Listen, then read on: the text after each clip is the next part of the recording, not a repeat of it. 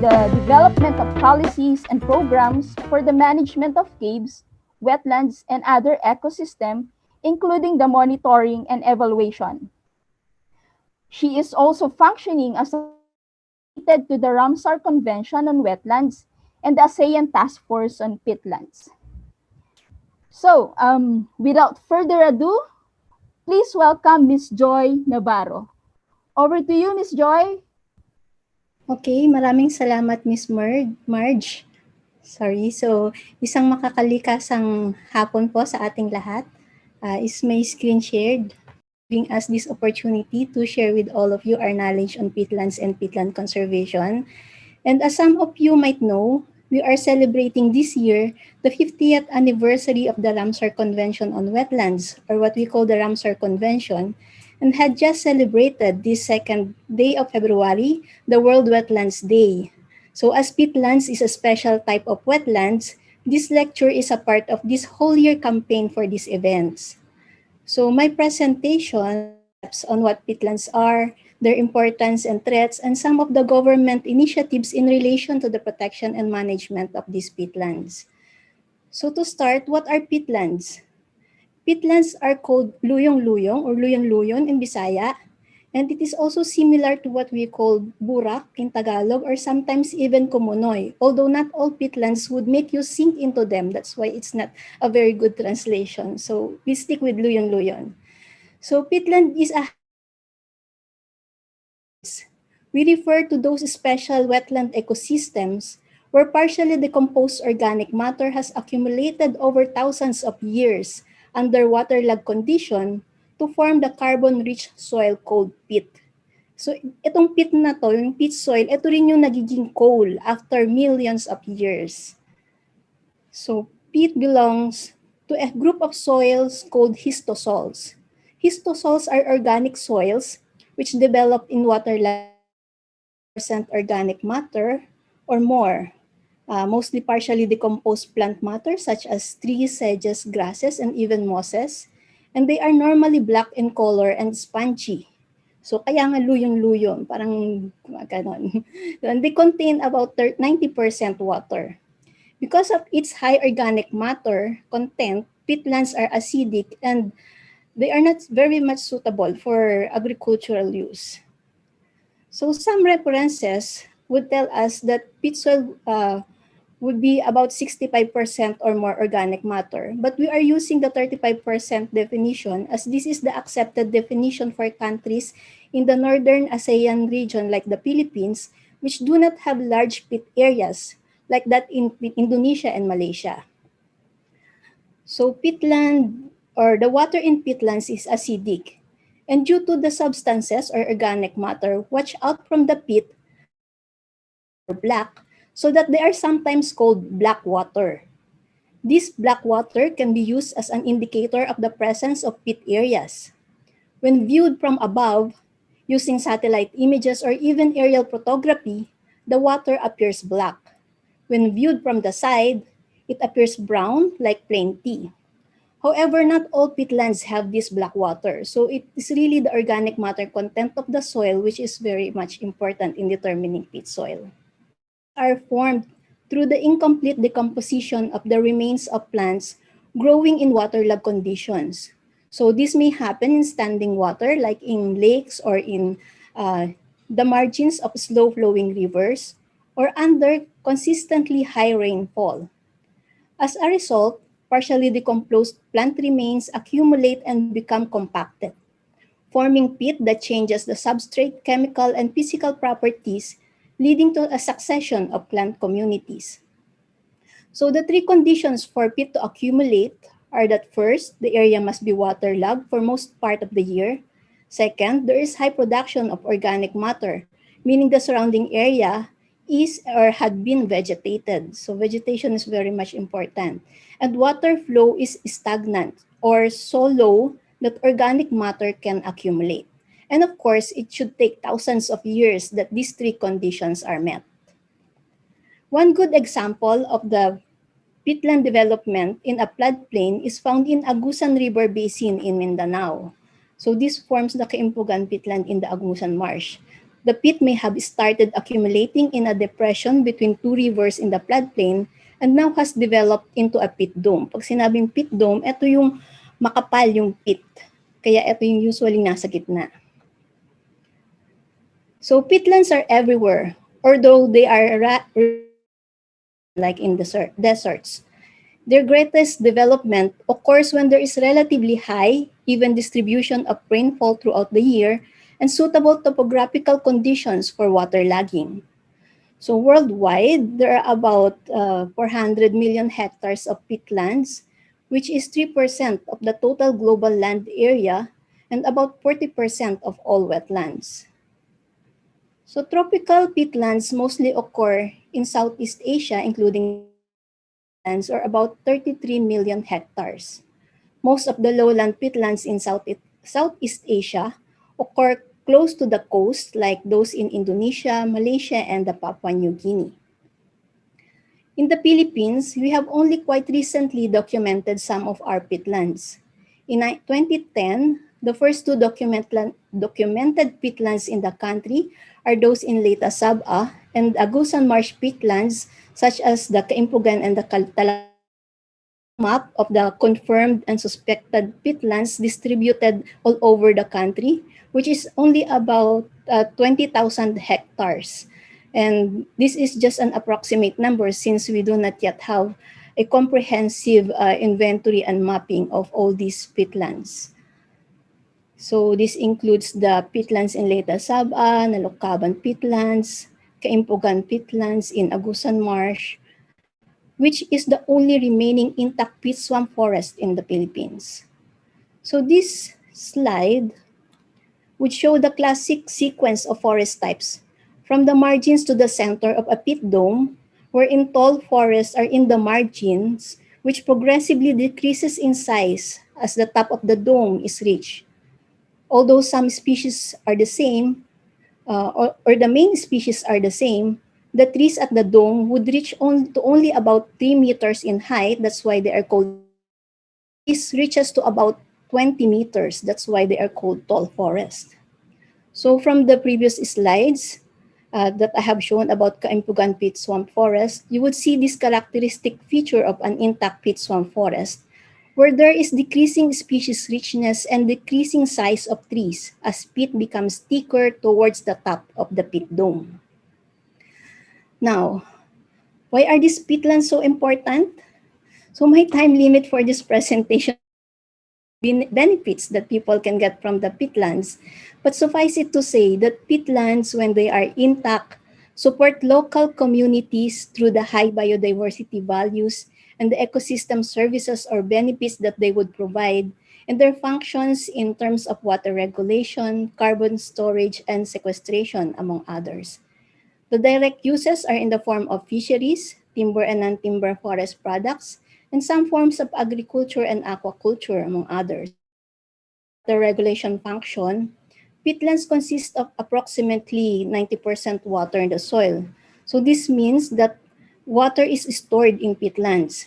This function of water storage helps to maintain water levels and act as flood control for communities as well as the ecosystems downstream. Healthy peatlands, especially peat swamp forests, are also able to accumulate carbon actively, offsetting to some extent carbon emissions.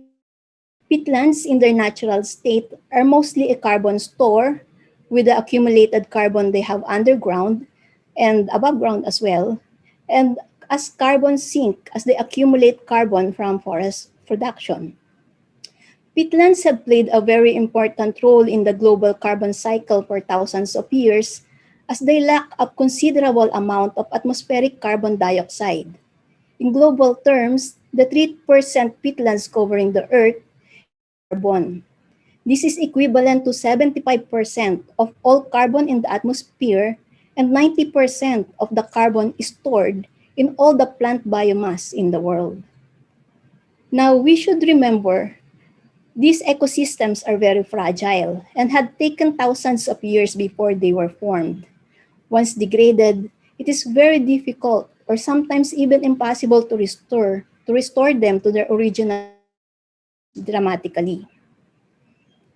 So most peatlands around the world are highly threatened from degradation and loss. Direct threats to peatlands include clearing, drainage and land conversion for agricultural, industrial, and residential purposes, excavation, burning and overexploitation of peatland resources such as timber, non-timber forest products, and wildlife. Meanwhile, the indirect threats are climate change and even the conduct of incompatible activities in areas adjacent to peatlands. To further emphasize the importance of conserving peatlands, this slide will show the consequences of degradation or disturbance of these peatlands from these threats. Since peatlands contain water and carbon, as peat decomposes and dries out from draining, carbon is evaporated into the atmosphere as carbon dioxide and harmful or greenhouse gases. This would also result to land subsidence and the peat soil becomes very susceptible to peatland fires. Subsidence would mean more flood and damage to structures and fires. Of course, it would mean further GHG emissions and contribution to global warming, as well as health hazard due to the smog that it would produce. And of course, the loss of biodiversity within it would also be imminent. Subsidence in the Pag-asa peatlands in Agusan del Sur. So you would see there are cracks and there are lots of, there's an indication of the subsidence. Okay, so meanwhile, peat fires have been reported in the peatlands of Agusan, Mars, and even in Leyte, Sabah. And if you could remember the Great Indonesian Forest Fires of 1997 to 98, these occurred mostly in peatlands with an estimated of between 3,000 to 9,400 megatons of carbon dioxide that is released. This enormous release of carbon dioxide resulted in the largest annual increase in atmospheric carbon dioxide concentrations since record began in 1957. So this is how it is on the ground. And about 9.76 million hectares were severely affected, mainly because the most persistent fires were in the peatlands, resulting smoke stretched over 1 million square kilometers, affecting the health of more than 70 million people. By the end of 1997 and early 98, the neighboring ASEAN countries have felt the haze from the smoke of forest fire. Those were the times na yung may mga abo yung ating mga bubong at halos madilim ang langit kahit tanghaling tapat. So parang tulad ng volcanic eruption. Agreement on Transboundary Haze Pollution or the AATHP was formed to avoid and address the dire consequences of peatland degradation and loss. The ASEAN, under the auspices of this AATHP, created the ASEAN Task Force on Peatlands and developed the ASEAN Peatland Management Strategy to promote the sustainable management of peatlands in the ASEAN region through the collective action and enhanced cooperation and to reduce the risk of fires and their associated global environmental management. So the conservation of peatlands and peatland resources is also part of our commitments to Ramsar Convention, to the Convention on Biological Diversity, to the Convention on the Conservation of Migratory Species of Wild Animals, and even to the Convention on International Trade in Endangered Species of Wild Flora and Fauna or CITES. Meanwhile, at the national level, peatlands conservation is part of our National Philippine Development Plan and the Philippine Biodiversity Strategy and Action Plan. To implement this strategy on peatlands at the national level and also this PBSAP, we have also developed the National Action Plan on Sustainable Use and Protection of Philippine Peatlands with an aim of promoting the sustainable management and wise use of peatlands through awareness raising, capacity building, enhanced interagency multisectoral cooperation for the conservation of biodiversity, the benefit of the local communities, and for climate change mitigation.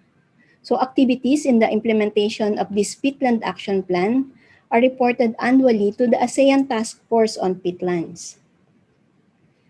Meanwhile, recognizing the multi-values and threats on Philippine peatlands, We now have the Peatland Bill filed at the Congress by Deputy Speaker Congressman Strike Revilla on July 29, 2006, an act to conserve, protect, and sustainably manage peatlands and its resources and for other purposes. It is now co-authored by about 25 other congressmen and congresswomen in the House. And we encourage everyone to support the passage of this bill into a law, as this would guide all concerned national and local government agencies and units in adjusting their sectoral plans, programs, and even local policies for the sustainable use of our peatlands. Okay, so before I end, let me reiterate and emphasize that it is intact peatlands which provide many benefits. More benefits may be provided from leaving peatlands intact rather than draining them or converting them into other uses. Maintaining peatlands intact are important to sustain lives and livelihood. And we must remember we should protect and conserve peatlands, as peatlands are life. Thank you. Thank you, Miss Joy, for that very informative presentation relating to the definitions, description, as well as the many importance and ecological significance of peatlands in the Philippines. Shortly, it's like a Peatland 101. So, although we know that in the Philippines, we have small areas of peatlands, but their major contributions in climate regulation is very much impactful. So we already have some questions in our chat box, but we will discuss them later after the 3 sessions. So to continue our session, I would like to call on our second speaker. Ms. Juvilyn Salazar is the project coordinator of the latest Peatland Forest Restoration Initiative of the International Institute of Rural Reconstruction, or IIRR Bachelor Degree in Forestry in UP Los Baños. And she is currently doing her master's degree in UP Tacloban as an environmental planner. Ms. Juvie will be discussing her experiences on the latest Peatland restoration project that is currently being implemented. So please welcome Ms. Juvie. The floor is yours. Thank you, Miss Marge. Magandang harong hatanan ng mga waray. And good afternoon to everyone. And thank you for this webinar from the Forest Foundation. So I will be discussing about the initiatives of the project, which is the latest Peatland Forest Restoration Initiative. So I will not be discussing much about the peat swamp, the functions of the Lady Saba, because it has been discussed by Ma'am Joy earlier. So this is a 4 years project which hope, keeping our fingers crossed, we hope to end by 2022. So these are the project implementers. Our funding partner is Forest Foundation Philippines, and the lead implementer, the IIRR, based in Silang, Cavite. The legal aspect, the legal backbone, ELAC from the Eastern Visayas office also.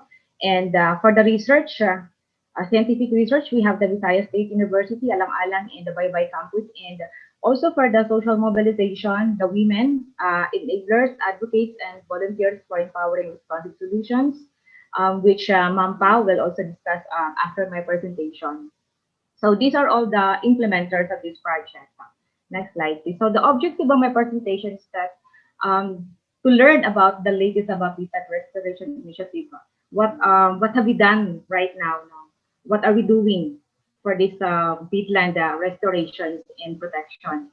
And understand the importance of the research, and we have also the legal aspect. So it's really we made ensure that all the policy recommendations and advocacy that we have is backed up with science-based information results from the research that we have, and also to recognize the importance of collaborations and partnership with multi-stakeholders.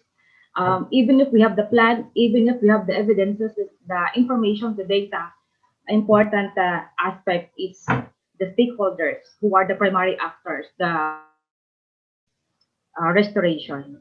So this is the study area. We have 3 municipalities and 8 barangays in the province of Leyte. For those who weren't able to go to Leyte yet, we are in the Eastern Visayas region. So the original map, next slide, please. The original map actually for the Leyte Saba Basin is it is comprising the four municipalities. Unfortunately, the Palu Leyte is not included for DNR and Forest Foundation. The Palu Leyte will be included because right now our study area is only San Miguel, Alang-Alang, and Santa Fe. And if you observe, no, those orange in color, these peatland areas are classified into alienable and disposable land, which is about 76%, while the green one is classified as a timberland, but these are actually swamp. There was something that has really been learned about this distribution of um, classification of this land. So with the history of the Leyte Saba Basin, in 1974, it was uh, created under the LSBDA, under the Presidential Decree 625. No, we have the Leyte Saba Basin Development Authority, and the DNR issued a special patent to LSBDA in 1976 under a MOA. The LSBDA transferred about 1,200 hectares to DAR, and in 1991, the LSBDA were under the supervision of the BOL, and all the LSBDA lands were actually surrendered to DAR under the Comprehensive Urban Reform Program. Okay, so next slide. And these are the different interventions and projects happened in the Leyte Saba. We have the inventory of the Philippine wetlands under the NIA, and in 2010 to 2015, the DNR BMB and the DNR Region 8 implemented this project to promote peatland awareness of the Leyte Saba. And then in 2017, this project was being developed by Forest Foundation Philippines and IIRR, also with the DNR. And while waiting for the approval of the project, the DNR and VSU Alang-Alang formulated this Leyte Saba Peatland Management Plan. And in 2018, fortunately, this project was approved by the Forest Foundation and started the implementation in January. Okay, next slide, Ms. Marge. So you can see, no, the importance of the Saba Basin. No, um, for unfortunately, the government intends to make the area food basket for Leyte before, so the area was drained and cleared and born for agricultural development. But right now, we see the importance in climate regulation. Thus, the need really to preserve and protect this Saba Basin is really an important thing to do. Next slide, Ms. Marge. So the aim of the project is to protect, restore, and manage the 1,936 hectares. Actually, the total area of the Saba Basin is 3,088 hectares, but the study area is only about 1,936 hectares. Only 3 municipalities. To facilitate the process of reinstatement, the reversion. So under this component, we have the 12 scientific research and the legal research. And number 2 objective is to demonstrate peat swamp protection and restoration. No, so the remaining remnant should be restored. And objective number 3, to strengthen the local stakeholders. We recognize the importance to enhance the capacity of the stakeholders since they are the frontliners and primary actors, and also to strengthen the management scheme, which is objective number 4. Without this, or without the people, without the management, these plans, these evidences will be useless. So it's really very important that the consortium and the LGUs, the NGAs, the DNR and DAR will really work hand in hand to sustain its protection and restoration. So for the 4 years, these are the things that we have been conducted. Next slide. So based on the map of the Saba, you can see here that the gray one, these are the one which was carp distributed. So it is about 1,106 hectares. So our partner ELAC validated this lot. Okay, next slide. Validated this lot. So according to whether the ARBs are still resident or non-resident, and whether these lots are being cultivated or uncultivated. And for those uncultivated lots, we do this land reinstatement and case management. So right now, we are trying to file a petition for exemption. Next slide. So these are the results. Out of 1,064 hectares of the carp distributed in Lake Isaba Basin, 1% are uncultivated and awarded to unknown ARP. Uncultivated because it's for the reason that the water is deep and cannot be cultivated anymore. The target for reversion could be, of course, 41% of this 1,064 hectares, but for the project, we cannot do this everything, but only the mother cloa of Lot 290, which is 137 hectares in Barangay Divisor, DENR and DAR to do and to file this petition for exemption because the DAR wasn't unable to finalize the distribution of these lots because they weren't able to subdivide these 137 hectares. So what the DAR can do is to file a petition for exemption for this. Next slide. So that is for the legal research. So this is the result of the valid have the scientific research. So right now, we have 12 scientific research that is being conducted. Fortunately, we were affected with the pandemic, so we weren't able to finish by this third year of implementation. So we hope this year we can finalize all these scientific results. Okay, so these are evidences and these are important informations that we need to um, formulate and we need to finalize for any sustainable management in the Lake Isaba.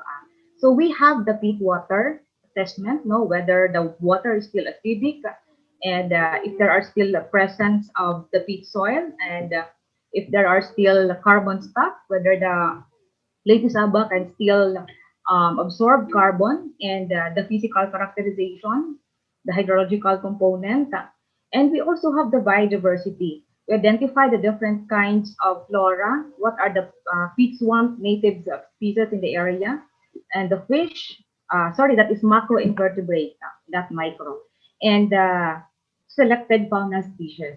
And also, we have characterized the hydrological functions. I mean, the assessment of this Lake Isaba on its hydrology functions. And we also have land degradation, so the socio-economic side. We also have the study on the economic valuation for the restoration and conservation. And we also have the study on the degree or extent of dependency of the community on the peatland resources. And we also have the study on the geoinformatics, so the biophysical characterization and mapping. So these are all the pending activities, no research that we have been doing in the Lake Isaba right now.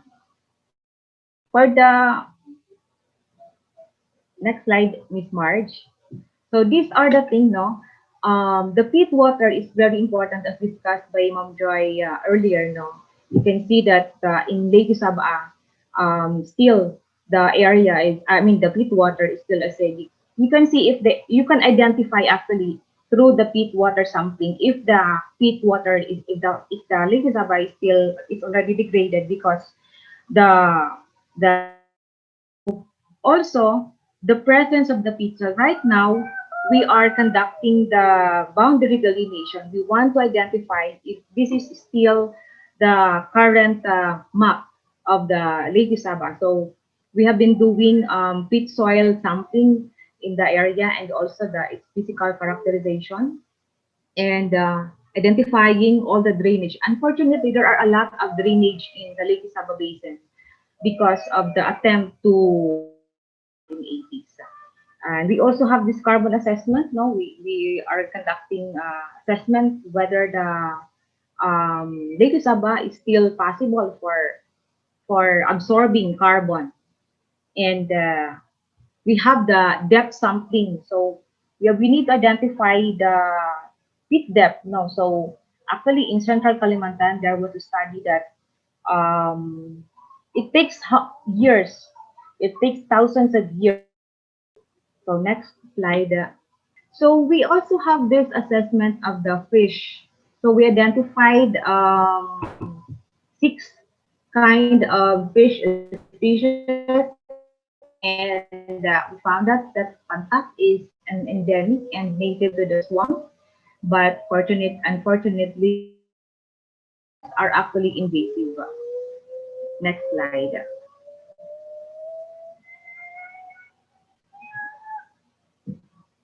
Next slide. Next slide, Miss Marge. Yes po. Okay. And we also identified this different fauna species in the area. And these are the abundant species from the different ecotypes. So we actually have the Philippine duck, the Anas bizonica. In some areas, in some research, it wasn't identified yet, but Anas luzonica is now identified in the peat swamp forest because from the previous research it wasn't identified. So next slide.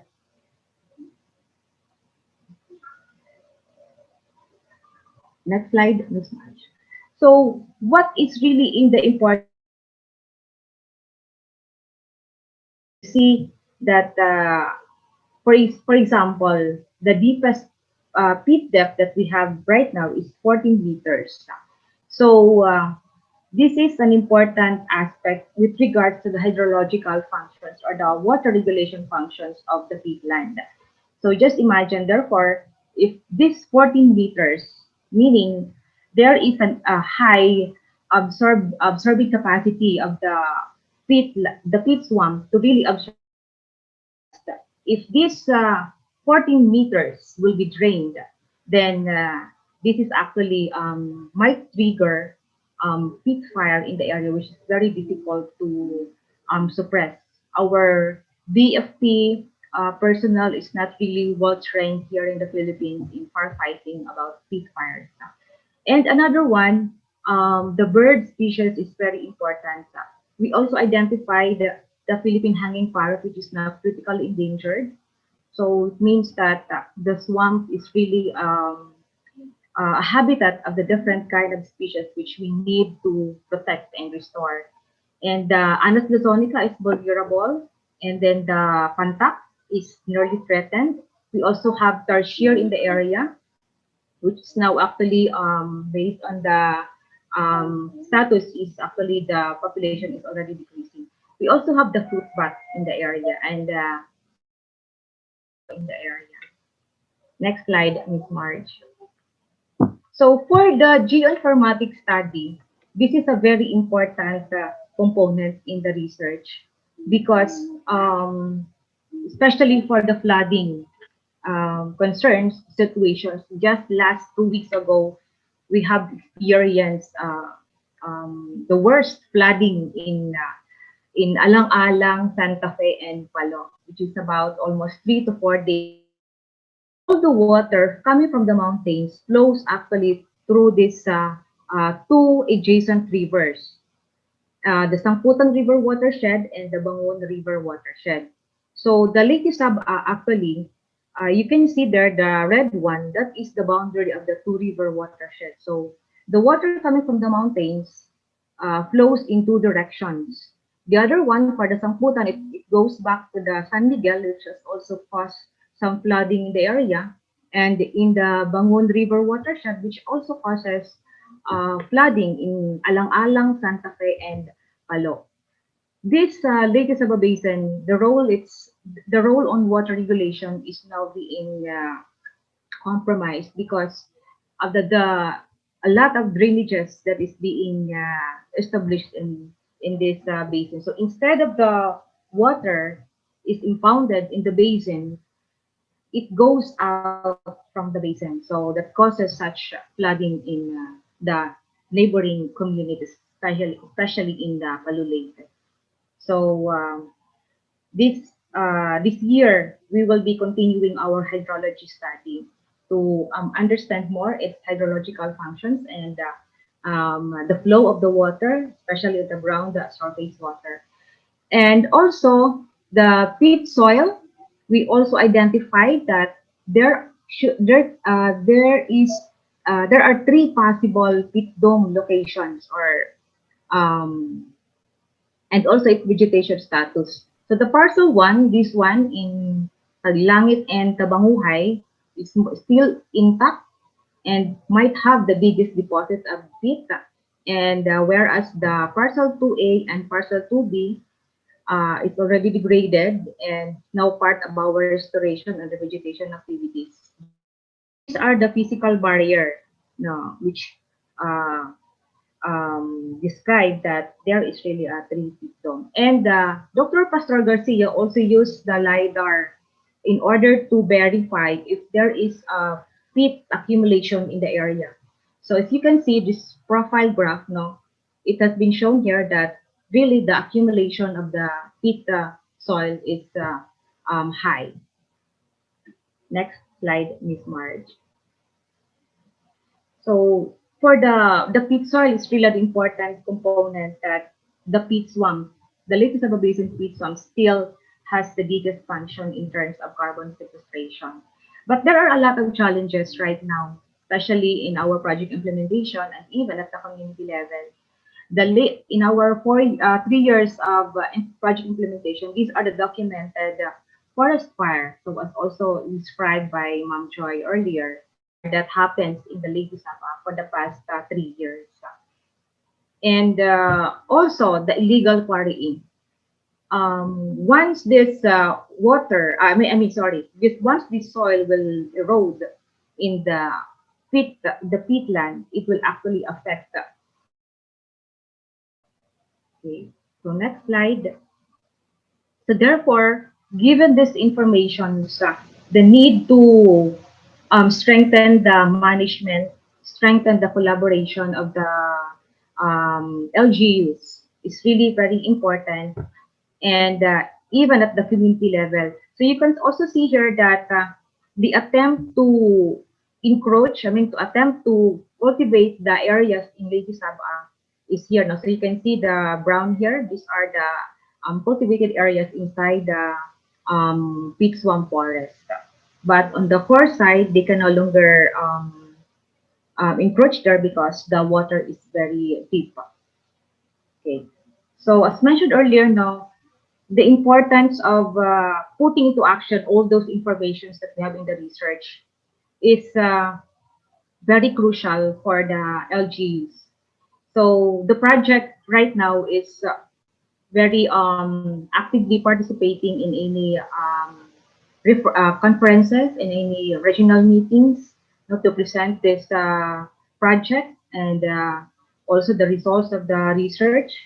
And we are also trying to, for sustainability mechanism, we're trying to institutionalize the consortium and the Municipal Peat Swamp Management Council. And right now we have two LCA in the area, the Alang-Alang in Santa Fe. They have the LCA ordinance already. But however, after all this final research outputs, we will also formulate and lobby for a provincial local ordinance provincial local conservation ordinance of the four municipalities in the area. So these are the meetings. Next slide, please. These are the meetings that we have conducted with the different members of the consortium, the NGAs, and the academe. We also have conducted different public environmental awareness activities in 2019. We invited 250 bikers in the area for, we want to showcase the Lake Isabel Basin, the very beautiful scenic value there. And we also partnered with the BCSP in the conduct of the 28th Philippine Biodiversity Symposium, and some of the 200 participants were actually part of the field trip exposure in the Lake Isaba. And we are also continuously collaborating with different NGAs and councils here in Region 8. So lately, we presented the project to the Regional Land Use Committee, and we were able to get their support for the protection of this Lake Isaba Basin. And institutional and sustainable mechanism, there's really a need to strengthen the coordination of the DAR, the DENR, and the LGUs. the leadership also and the partnership of this government agency is very crucial. Next slide. And of course, the community, the ARBs should be involved in any reversion process and any restoration activities in the area. And the need to establish the local conservation area through a provincial ordinance must be pursued. And we hope also that after the end of this project, after we submitted all those results of the research, the Leyte Saba Basin will be included in the CLUPs, in the FAUPs, and even in the provincial development and physical framework plan of the region to include the peatland ecosystem in the province and in the region. So we would like to, in behalf of the project, we would like to thank all our partners because without them also, we will not be able to succeed in all our different activities. So together, we hope we can still protect our Lady Sabah and our next generation. Then thank you for listening. All right. Thank you, Ms. Juvie, for sharing with us your current initiative and experiences in the implementation of our project in peatland management in Leyte Sabah, especially on the discussion on the importance of research as a baseline activities, and also legal components, which identifies the CARP areas, which are what are the cultivated and not cultivated areas, and also especially how partnerships and collaborations are one of the key factors for this project to become successful. So we need the multi-stakeholder collaboration for this. So thank you so much, Ms. Juvie, for highlighting that to us. So we are down to our last speaker. But before we move on to our last speaker, I would like to remind everyone that our chat box is still open for your comments, clarifications, suggestions, and also some insights. If you have something to share, please feel free to also contribute your knowledge to this webinar session. Otherwise, we will have these questions during our discussion at the end of the session. So, okay, let me just introduce to all of you our third speaker. Ms. Pauline Nayra is the President of Women Enablers, Advocates, and Volunteers for Empowering and Responsive Solutions, or Weavers, a women's organization she founded in 2011. Weavers is an implementing partner on Leyte Saba Pit Swamp Forest Restoration Initiative. She served as trainer and technical advisor in the implementation of Great Women Project of the Philippine Commission on Women, and also a member of National God Resource Pool, or G. Working, where she coordinated the Leyte Coalition for Development, or the Leyte Code, and the Eastern Visayas Network of NGOs and POs, or the IVNET.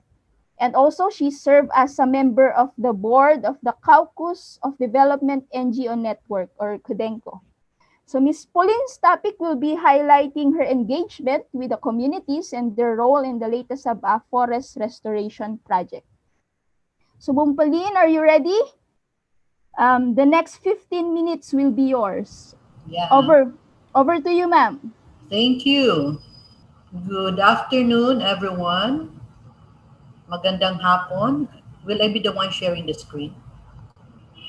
Nakulo pa aton mga namamati nga nagkikita ha FB Live and our participants today.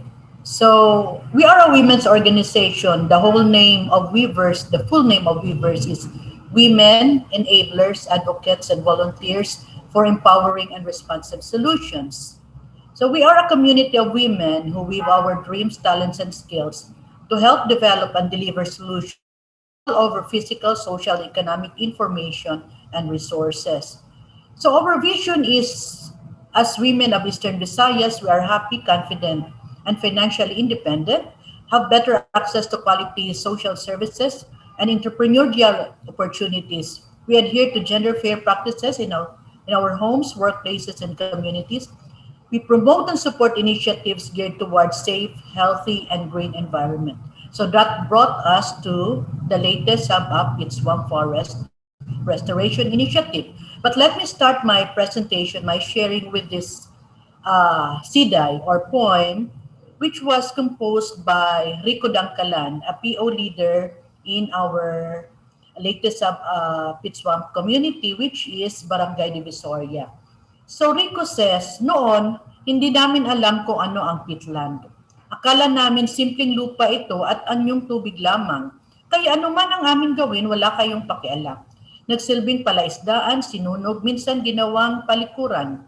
Kinaingin, mga kahoy inabuso, mga lamang gubat, hinuli. Palaka, sawa, garong, kahit baboy ramo at unggoy,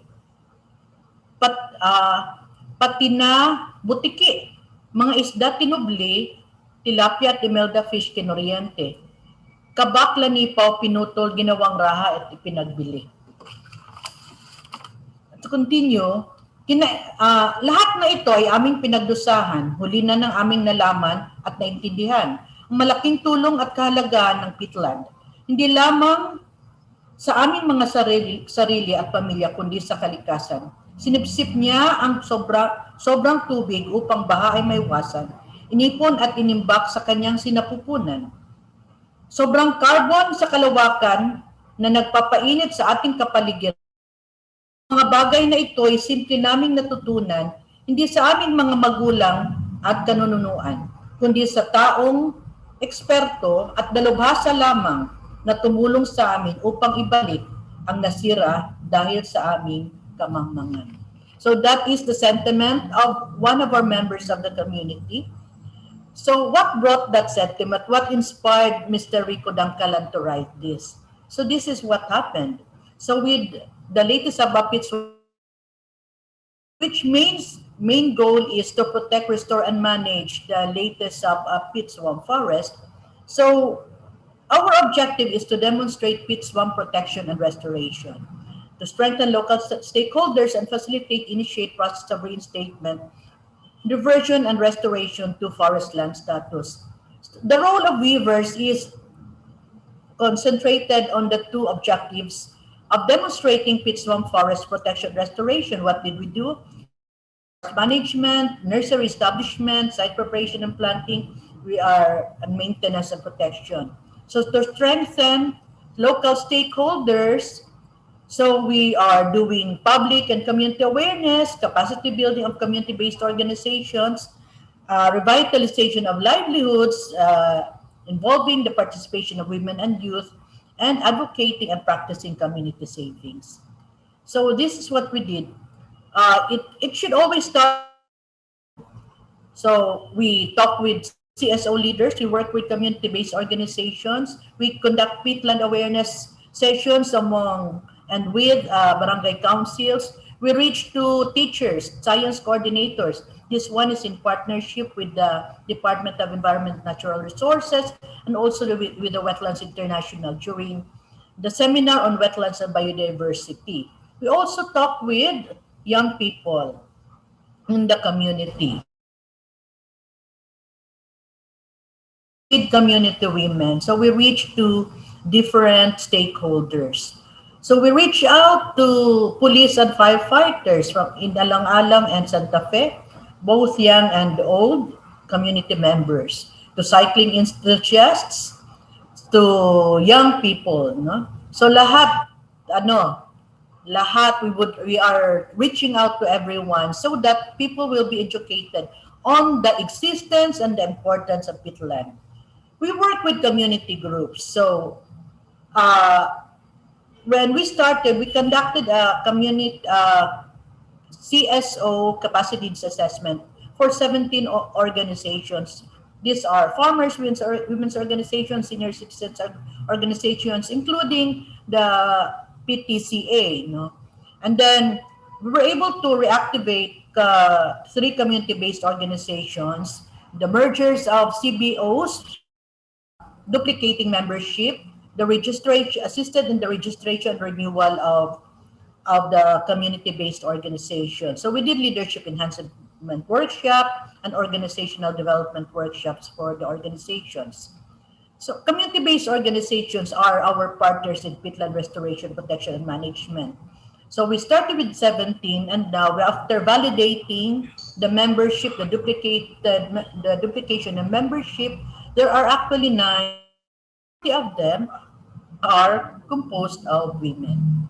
Okay, so these are the trainings that we have conducted to for so that our community-based organizations will be able to demonstrate competencies in organizational leadership and management, as well as in peat swamp forest management. So aside from OD workshop and leadership enhancement, so they underwent training on seedling production.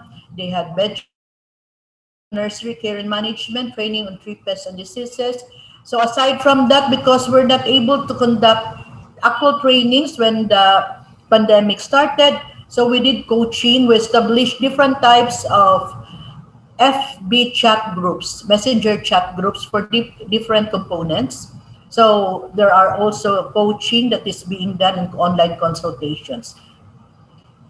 So we are also could conduct we individual leaders. So these are among the competencies that we're looking at, and this will be the basis for the sustainability trainings that we are going to conduct during the last year of the project. So this one, with assistance and with expertise from Dr. Ernesto Militante, so we were assisted on nursery, how to on nursery establishment. Yeah. So community women and community members of the CSO of civil society organization established their nurseries so that households can demonstrate the functional knowledge about nature, the characteristic and purpose, and what they can do to protect, to manage, to restore the pit. How what they did when they started to do the outplanting in the pit swamp forest. Yeah, so that they were doing layouting. Yeah. So what we're doing is to restore through planting and assisted natural regeneration using pit swamp native species. So as of now, to this date, 487 lanipaw, no, wildlings of lanipaw were outplanted, 209 dangkalan, and 114 kabak. So the picture here are members of the Ang Bagong Magsasaka Association of Barangay San Isidro, Santa Fe Leyte. So we work with individual farmers also. It's because knowing that the sites are actually CLOA covered. These are agrarian reform communities. These are covered by CLOAs, and that we have to engage the owners, to advocate with the owners whether they are they agree to the replanting, to the restoration of the lots of the sites that they are covering. So for this one, in this case, this is of that of Romeo Balono site in Barangay Divisoria. So their family was able to plant 48 kabak and then 55 dangkalan, bugna, 21 kabak again on December 8, 4 bugna, another 61 dangkalan, and another bugna and lanipa. No? So that's for just one, no? ARB, Agrarian Reform Beneficiary. Okay? So strengthen the participation of women and youth in peat swamp forest conservation action. So the SK chairperson of Barangay Langit, what she says is that peatland contributed a lot, especially in preventing floods and climate.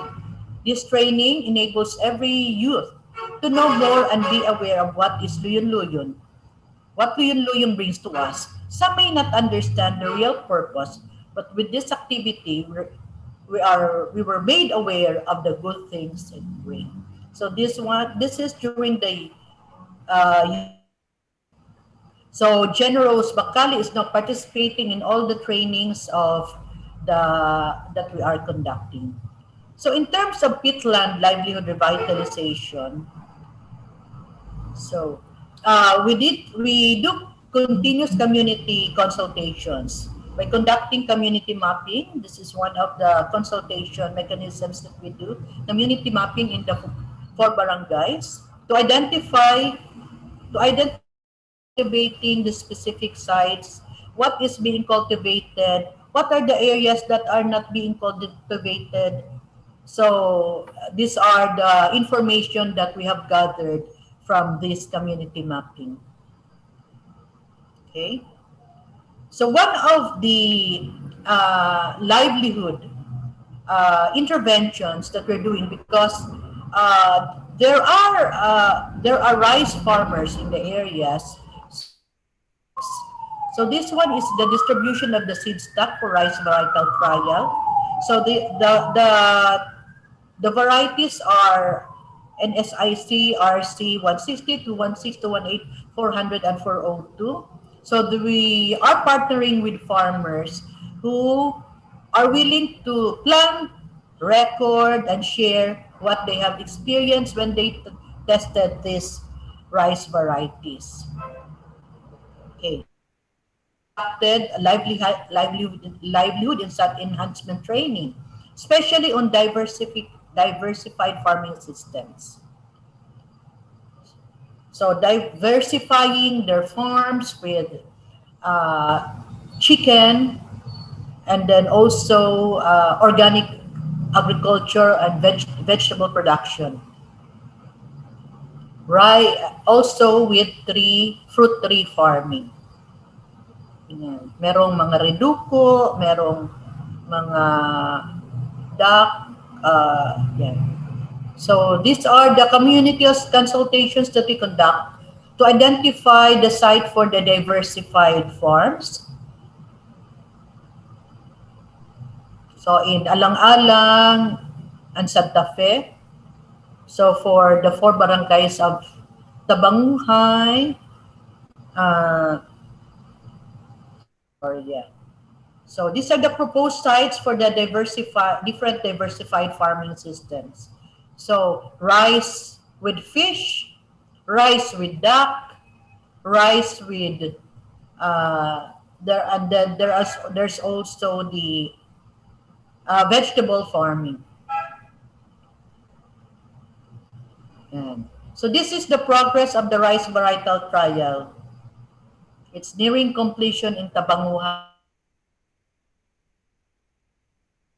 Like upland, it's higher than the rest of the other communities. So it was in the areas of Langit and San Isidro, which were actually submerged in water when the floods came. So Tabanguhay had more progress. Okay. So these are the trial sampling with one of the varietal trial farmer from Tabanguhay. Fish farm diversification concept, no? So the rice farm will be diversified with fish farming. Yeah. So those are the designs that they made.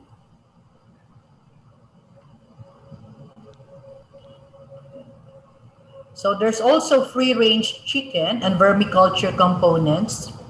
So Hubbard chicken were already delivered.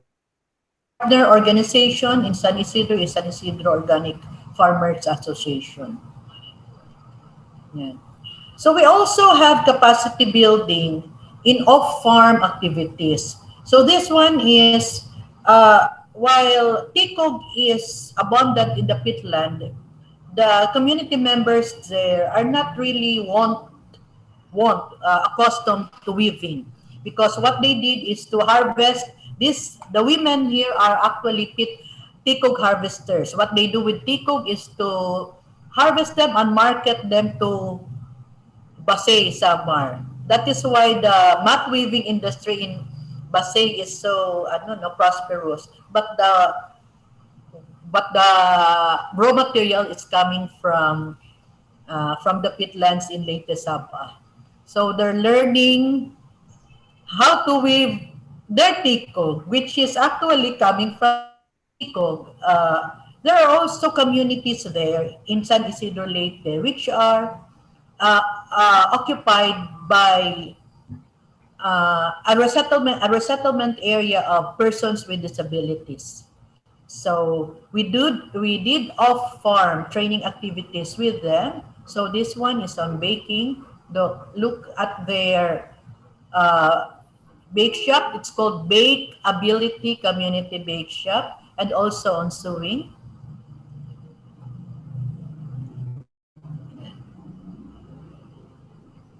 And as a sustainability mechanism, the communities have organized themselves into a community alliance for peatland protection, restoration, and ecotourism, or CAPER, or CAPRE. So they have already identified their roles in the peatland. They are going to do education, magpapasabot, magtututdo. They're going to guide in the revegetation, pananom. They're going to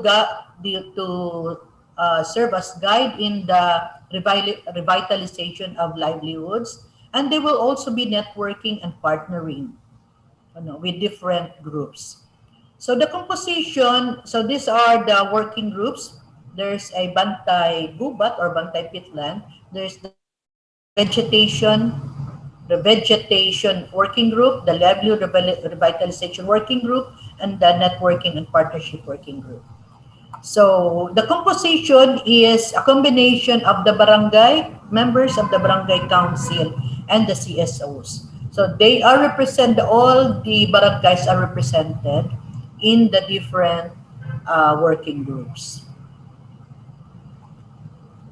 They are conducting monthly meetings, and they have prepared their work plan for 2022, and they're going to prepare and advocate for the support of their work plan for with the municipalities. So they're going to present it to the mayor and other officials. So let me end my presentation with another poem, another sidai coming from Rico. Say, the Peatland has, and the activities that we're conducting had actually evoked, the sentiments, the creative juices of our communities. So here is another poem, which is he entitled Peatland Restoration Committee. So this is just an excerpt. By the way, February is National Arts Month. Ng mamamayan na binuo ng pangarap. Pangarap na matugunan ang hinaing at sakdal na hirap. Ng ating minanang kalikasan, ngiti mo na hindi na mahagilap dahil sa pagmaltrato ng mga taong walang pagsisikap.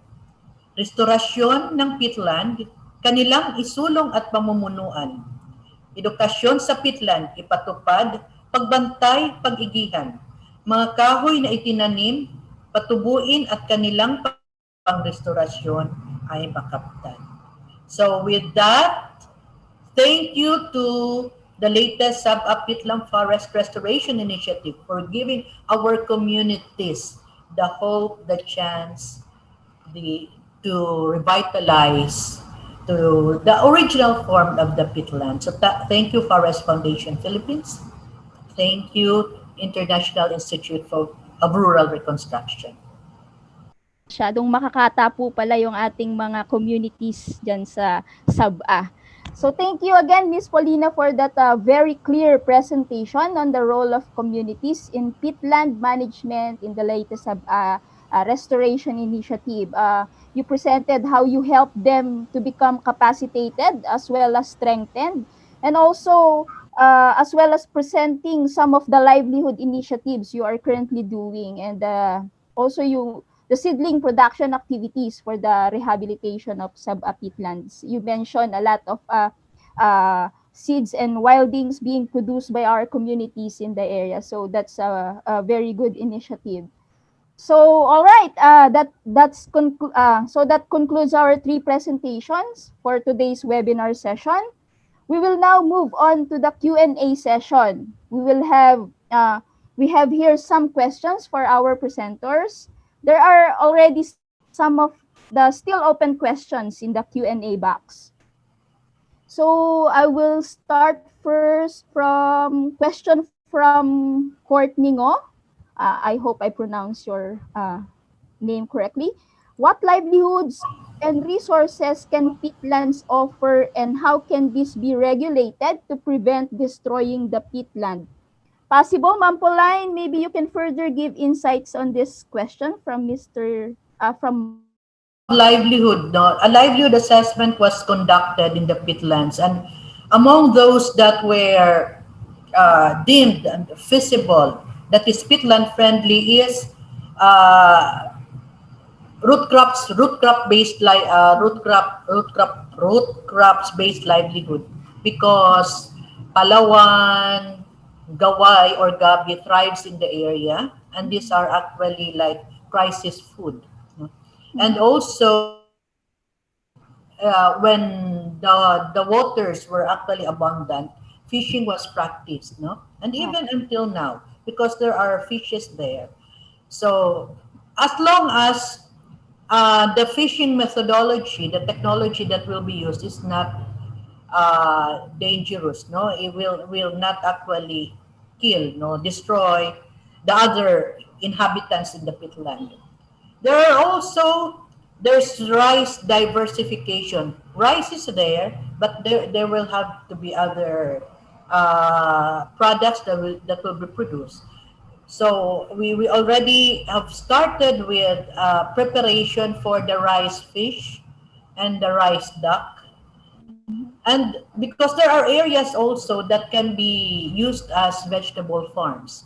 In fact, in Tabanguhay, the Tabanguhay Farmers Association are, so the support that they will need is to bring those products, because the area is not accessible when it is raining hard, and even if it's not raining hard. So the best that can be done there is to connect, to have a connection, a market connection with the farmers in Tabanguhay. So, of course, tikog is a potential, knowing that it is actually it will be converted into saleable finished products, and of course, ecotourism. So we believe that the inspiration of the community to really work hard to really engage in peatland restoration is the potential for ecotourism, so that they will not be dependent on the resources of the peatland. No, so training activities that we're doing, including the off-farm training, livelihood activities, are actually geared towards, leading towards that. No, so the community is now preparing themselves. No? And they have been exposed to different visitors who appreciate, that boosted their confidence. So visitors who appreciate what a peatland is. All right, all right. Thank you, Miss Paulina. I think those are our questions or clarifications. So the next question is for Miss Juvilyn. The question is from Pew Pew San. Her question, I am wondering how your project approach to have the involvement of ARB or landowners in sustainable peat management. Miss Juvie, can you tell us about this? Can you answer this question? Well, actually, as mentioned in my presentation, no, the sub areas, it was actually classified as alienable and disposable land. So instead of being a public land, um, uh, that is why we have the involvement of ARBs right now, because most of the lots are reform beneficiaries. But however, we treat them as partners. We need to let them understand that the area, so through the research that we are conducting right now, for instance, for the pit water and it's unsuitable for agriculture, we actually explain this to the farmers and involve them in the restoration activity. So that is why we are continuously also discussing with the partners so that they can actually understand better that despite the area is a private owned, the A&D, still the ARBs or the landowners have still the responsibility to keep the peat swamp be restored and be protected. Yes. Communication is also the key, I think. Yes, yes. Communication with the landowners is also very important. So we have to explain them to the communities. Okay. Okay. So the next question, I think this Miss Joy Navarro can answer this. From Jason Gabriel. Why do we only have smaller and fewer peatland areas compared to Malaysia and Indonesia, even though we have somewhat similar setting? Is it because of historical degradation from land use or other natural factors? Ms. Joy, can you give us some of your insight? Points to answer that question. One is anthropological and one is natural. So the peatlands in our country, work in the peatlands in our country is quite juvenile, as we have only become, they only became known in the Philippines in 2005. And by that time that we discovered the peatlands, most of them have already been degraded or converted into other land uses. And also, from references, I have read that the extensive peatlands of Indonesia plains, where there is slight sea level rises in the past. And this contributed to the impedance of drainage and waterlogging of these plains. So one of the conditions of having peat accumulation or peat development have been met when there are waterlogged in the area. So that's it, both anthropological and natural causes. Natural. So you have two answers already. All right. There is another question. Maybe all of you can answer, or we know that peatland fires or burning of peatlands are one of the most destructive challenges in our peatland area. So some are man-made and some are natural occurrence. So what are some of the preventive measures you do with these peatland fires in your area? Uh, May I maybe answer first? yes, Miss Joy, please. Peatlands. So there wouldn't be too much peat fires if the area is waterlogged. So without there only peat fires or peat fires only occurs because of the draining of peatlands. So to prevent peat fires, do not drain. That's the simple answer. Yes po. How about Miss Juvie and Miss Pauline? Paulina, since our project in Leyte Saba is the peatland is already drained. So what are the initiatives in the area? Based as okay, I will answer Mapang. So based on the principles of restoration on the peatland, we follow the rewetting. So therefore, and also for the peatland to function as a carbon sequestration function and water regulation, it should be wet all the time. So that is why we really need the latest about really we have been discussing it to the LGUs and also to the farmers, to the communities nearby, that peat fire is very harmful in the area. So that is why we need to do some rewetting in the area. So we have our hydrology study right now so that we can better understand what is the right volume or level of water that should be in the peatland area. So we hope to have it before the end of the year. Ma'am Pauline, will you share also? Aside from informing no the community, I always reminding them that the responsibility is really to watch out for fires, no, and actually the members of the person with disabilities, the TAPTEFA group are the ones who are reporting to us when there are fires. So what we workshop this March 10 and 11 on peatland fire prevention and control. No, it's going to be a workshop with it's just a planning workshop Planning with workshop. the Bureau of Fire Protection, so that we would be able to determine what our capacities are, and then what are our needs, so that we will be able to really prevent and control the fire. So what do we need? So that would be the output of the workshop. All And right, all right. Thank you for our three speakers for sharing your insights. Last question for Miss Juvie. You mentioned a lot of research studies in our project in the latest SABA. So, what are the future plans for this research? Are now gaps that needs to be done, and after the research are already finalized, where we can access? We have students here, participants that. Maybe this is very meaningful to them. So where they can access these researches. After the finalization of the research, if this can be published already, we can post some of the articles, and we can also right now I cannot tell yet where we can level, but with regards to the future plans also of the research, not only on the website, but we also want this to be included in the local development plans, and especially in enhancing the current latest peatland management plan at the DNR.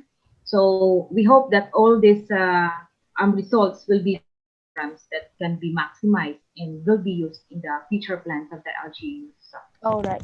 All right. Thank you, Miss Juvie. So I know that our partners in this research are in Visayas State University, Alang-Alang campus. So uh, um, yun. Okay. So thank you for our three speakers for taking time to answer all of the questions. I think that will be all in terms of questions.